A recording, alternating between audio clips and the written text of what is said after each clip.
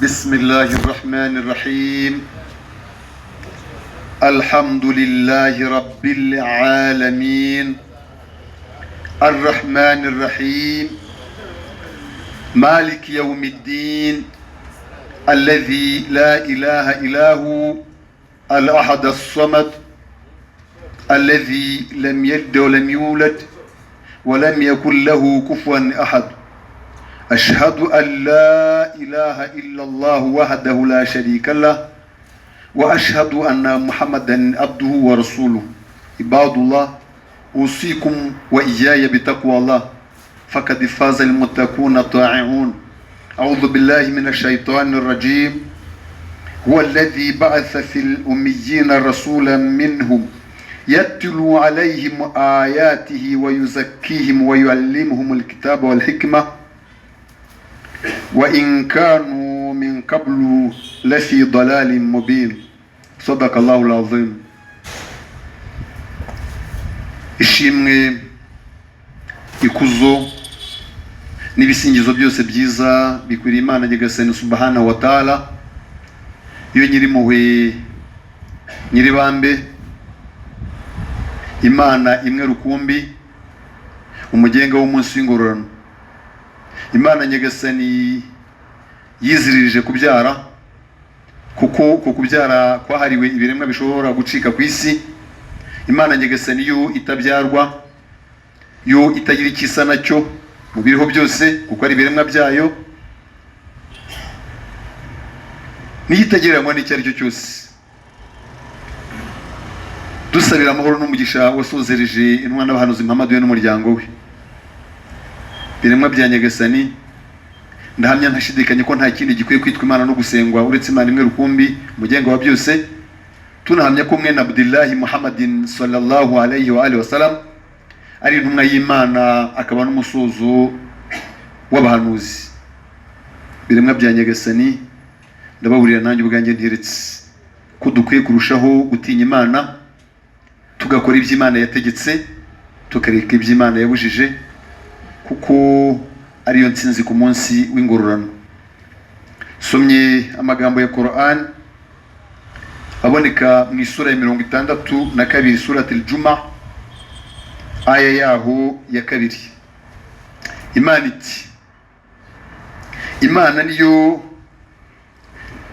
yohereje intumwa yayo, iyohereza mu bantu batari bazi gusoma no kwandika,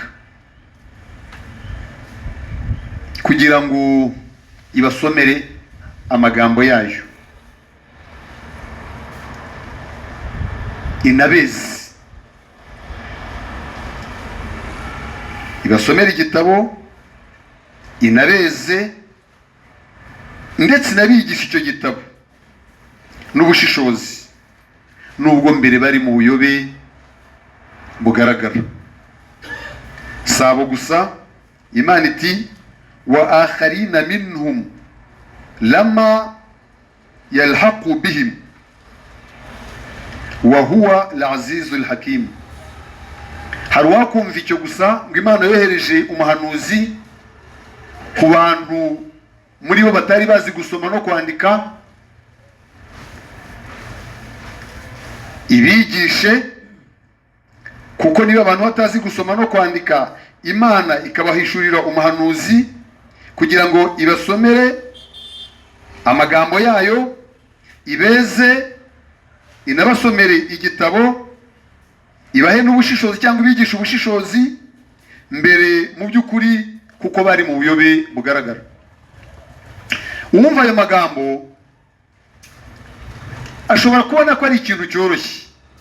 Imana Nyagasani subhanahu wa ta'ala yatwoherereje Muhammadin sallallahu alayhi wa alihi wasallam.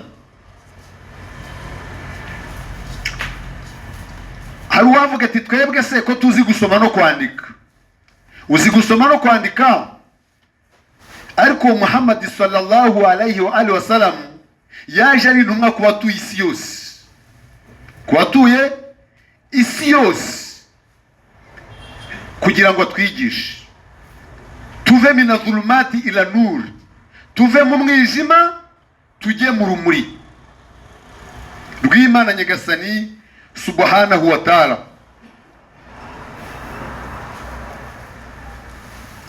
Ayo magambo y'Imana, Imana Nyagasani yahishuriye Muhammad sallallahu alayhi wa sallam, niyo adufasha kuva mu mwijima tugana urumuri. Iyo tuyumvise akwiye kudufasha guhinduka, akwiye kudufasha guhinduka, tukamenya iby'Imana yahishuye, tukitoza kuva kuri kimwe tujya ku kindi, dushyira mu bikorwa wahayi yahawe Muhammad sallallahu alayhi wa alihi wa sallam. Duhinduke, tunahindura uburyo, tuve mu kamenyero ka nuko tubimenyereye, nuko twabisanze, nuko twabibonye. Tureke irari. Muhammad sallallahu alayhi wa sallam yaravuze ati: thalathu muhilkat, shuhu muta'un, wa hawa mutaba'un, wa ijab limari nafsi. Ibintu bitatu ni kirimbuzi, ubugugu bwumvirwa, n'irari rikurikirwa, n'umuntu ukibonamo akataraboneka cyangwa igitangaza. Icyo kirimbura nuko ari icyoretse benshi kuri iyi si. Abantu baratunga, ntawe ushaka kurekura mu byo atunze. Ushaka guhora ubara rimwe, kabiri, gatatu, kane, ugahora ubara gusa. Ubara ibyo utunze, ubara ibyo utunze. Ntutekereza ko ibyo utunze wabihawe n'Imana Nyagasani subhanahu wa ta'ala wakora mugahana abandi. Abantu bagahora mu kubara gusa. Abantu baragira irari. Umuntu irari yaremanywe ukumva ari ryo ryakuyobora. Watekereza kurya, nturebe ngo ndarya iki kandi ndakirya nte. Ndarya iki kandi ndarya nte. Ndarya halal, twajiba, ibizuye kandi byiza.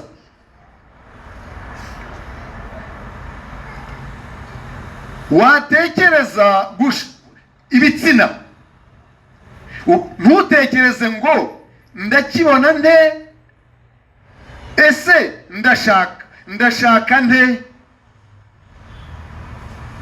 Ibyo utekereje ukubyumva nuko birarikiye, ubonye wese ukaba wamubonamo umugore, ukaba wamubonamo urushako.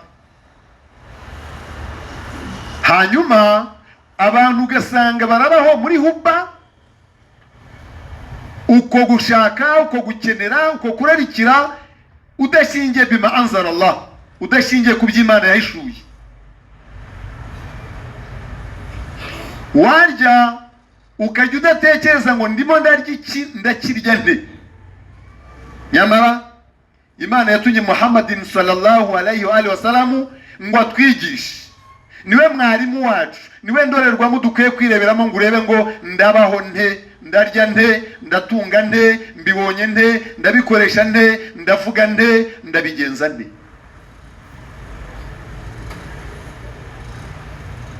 Dutegekwa gukurikira Muhammadin sallallahu alayhi wa sallam muri byose.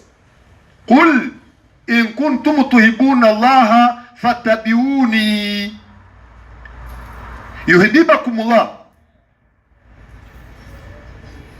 Niba muvuga ko mukunda Imana, niba tuvuga ko dukunda Imana, mureke dukurikire Muhammadin sallallahu alayhi wa sallam. Yuhibbukumullah, hanyuma Imana ibakunde. Wa yaghfir lakum dhunubakum, hanyuma Imana inatubabarire, inababarire ibyaha byanyu. Wallahu ghafurur rahim. Imana ni nyiri nyiri bantu. Mureke dukurikire Muhammad sallallahu alayhi wa sallam, hanyuma tube inshuti z'Imana, waliyullah. Inshuti y'Imana, urugero rwiza mu gutungana no gutunganya. Dushyire mu gaciro, tureke gutwarwa n'irari, tureke gukurikira irari. ahubwo tuba abagaragu beza b'Imana nyagasani subhanahu wa ta'ala. Ugira ngo nukurikira Muhammad sallallahu alaihi wasallam, ibyo utunze ntuzabitunga neza? Ugira ngo tuzatinya ubusa? Uwemera Imana ntatinya ubusa. Abantu baratinya ubukene, turatinya ubukene, ko wahinduka fakir, ko waba umukene. Turatinya urupfu, al-maut, ugatinya ngo ntapfa, ugatinya ubusa. Ariko se gutinya urupfu bituma utazapfa? Gutinya gukena wibwira ko Imana yabishatse utakena? Uratinya ngo ndakennye sinakira, wibwira ko Imana yabishatse utazamuka?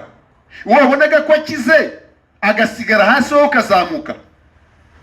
Mureke icyizere cyacu tugishyire ku Mana. Al-Ghani, Imana n'umukungu. Imana nyagasani niyo mukungu, ukungahaza abakungu. Yuhyi wa yumitu, niyo itanga ubuzima ikanabwambura. Imana nyagasani niyo itanga ubuzima ikanabwambura. Turatinya iki se? Imana nyagasani niyo yohereje intumwa yayo no ku bandi bantu batari barayobotse, batagezweho n'ubuyoboke, kugira ngo intumwa y'Imana Muhammad sallallahu alaihi wasallam ibakure min adh-dhulumati ila nur bi'idhni rabbih, kubw'itegeko n'ubushake bw'Imana nyagasani. Ariko se turahinduka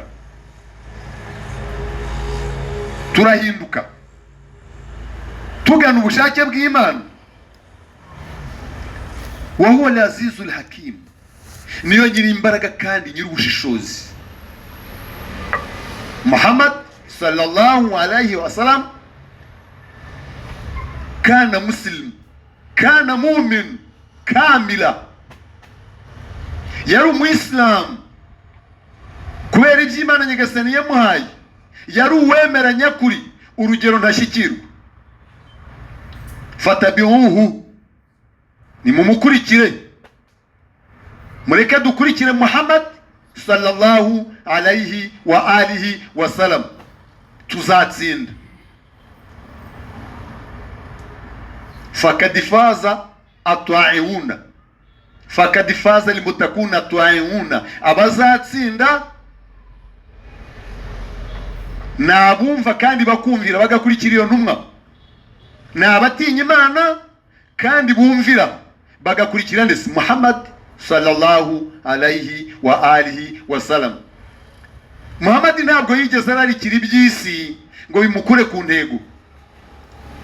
Urashaka amafaranga ukava ku ntego, ukayashaka muri haki na batil.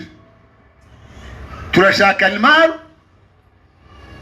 bil haqi wa batil, mukuri no mu kinyoma. Muhammad ntabwo yigeze abaho gutyo. Yashakaga ubutunzi kuko yagombaga gushaka iby'abana n'abagore barya, ariko akabishaka mu buryo bunoze, muri haqi. Ntabwo yigeze ashaka umutungo muri batil. Ubuzima bwe bwose Muhammad sallallahu alaihi wa sallam yabaye hari rubanda rugufi, anabaha kungahaye. Ariko ntiwabona inenge, ntiwabona igisebo kuri Muhammad sallallahu alaihi wa sallam mu kuba rubanda rugufi kwe, ntiwanamubonaho igisebo mu gutunga kwe. Yakeneye gushaka, ntabwo yashatse mu buryo bufite inenge, mu manjwe, mu gutwarwa n'ibyo abonye byose, ngo abone ishitamba ate n'urwo yari yambaye. La, yabayeho ari uwemera Imana nyakuri, ukora ibintu uko bikwiye, utitaye ku mugayo w'abagaya, abahatunganya ubushake bw'Imana. Imana igera ubwo umubwira ngo mu by'ukuri wowe Muhammad sallallahu alaihi wasallam n'ukuri uri ikiremwa cyiza, uri umwe mu biremwa byiza, ufite umuco mwiza uhambaye. umuco mwiza uhambaye. None twe tuvuga ko dukurikira Muhammad sallallahu alayhi wa sallam, tumufataho uruhe rugero? Utekereje neza mu mibereho yawe, mu buzima bwawe, ufata urugero kuki kuri Muhammad sallallahu alayhi wa sallam? Niki ufataho urugero kuri Muhammad sallallahu alayhi wa sallam? Niki? Nimba ntacyo uri mu'min, nimba utekereza ukakibura, ukizunguruka mu mibereho yawe, muri ibada yawe, mu buryo bw'imibereho yo gushaka amafunguro, kaifa taishuna, ni gute mubayeho? Kaifa naishuna, ni gute tubayeho?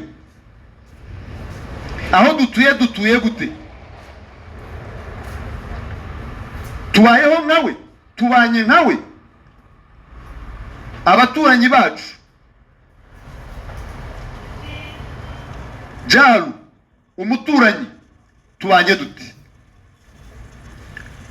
Jaru yamin wa shimali, umuturanyi w'iburyo n'uw'ibumoso, mubanye muti? Irari ryawe uriringaniza n'ubushake bw'Imana? Niba utaringaniza n'ubushake bw'Imana, urava he ukajya he? Urava he ukajya he? Uri umuyisilamu koko wujuje ibyangombwa byo kuba umuyisilamu? Uri uwemera wateye intambwe urenga ubuyisilamu uba mu'min? Imana iti wa minan nasi man yaqulu amanna billahi wa bil yawmil akhir wa ma hum bimu'minin. No mu bantu baravuga ngo twemeye Imana ndetse n'umunsi w'imperuka, ariko mu by'ukuri ntabwo ari abemera. Kuki? yukhadi'una Allah walladhina amanu wama yakhda'una illa anfusahum wama yashuruna. No mu bantu haravuga ngo twemeye Imana n'umunsi w'imperuka, Imana iti mu by'ukuri atarabemera, bakabikora bazi ko babeshya Imana. Ndetse n'abemera Imana iti ntawe babeshya uretse bo ubwabo, nibo bibeshya. Nimba dushaka icyubahiro rero, nimureke dukurikire Muhammad sallallahu alayhi wa sallam muri byose, likulli shay'in, tumukurikire muri byose, tuzatsinda. Ariko ni wibeshya ukibwira ko uzabaho ukurikira irari ry'umutima wawe, wakenera kurya ukarya uko ubonye uko ushaka, ukarya ibyo ushatse n'uko ubibonye, ukanywa ibyo ushatse n'uko ubibonye. Iyo umuntu ajya kwangika aratangira ngo bitwaye iki subundi? Bitwaye iki? Bitwaye iki? Washishoje muvandimwe, ugakurikira intumwa y'Imana ukabaho nk'uko yabayeho, hanyuma ubwoba bw'ibyo abantu batunze ngo nabigeraho nte, ngo byashira, ubukene bwanyica, ndatinya gusubiraho navuye, ndatinya ko napfa ntakize, ndatinya ko ntabona umugore wundi, ndatinya ko ntabona umwana. Ninde se ubitanga? Allah subhanahu wa ta'ala. Yaruzuku man yasha'u bighayri hisabi. Imana ifungura uwishatse itabaruye, itabaze ngo mwaye ibingana gutya cyangwa ibingana gutya. Ntabo tuzi se bari bakennye umunsi bakize, ariko se nta nabo tuzi bari bakize umunsi bakennye. Ntabo tuzi bashatse bakurikiye ikimero bashenye ingo. Nta nabo tuzi bashatse bakennye ku buryo uvuga iti aramushatse ariko ntazamutunga. Uyu munsi bakaba bakungahaye aribo dukesha amafunguro ahubwo kenshi. Kuki se dutinya ubusa? Gutinya ubusa ntacyo bimaze. Mureke dutinya Imana, takullah haqqa tukatihi. Dutinya Imana mukuri gukwiye gutinya Imana, wala tamutunna illa wa antum muslimun. Hanyuma nabuze nitujya gupfa tuzapfe turabagaruka b'Imana. Wapfa ukennye urapfuye, wapfa ukize urapfuye, wapfa ufite umugore urapfuye, wapfa udafite umwana urapfuye, wapfa umufite urapfuye. ahubwo se nidupfa tuzasiga iki? أعوذ بالله من الشيطان الرجيم. بسم الله الرحمن الرحيم.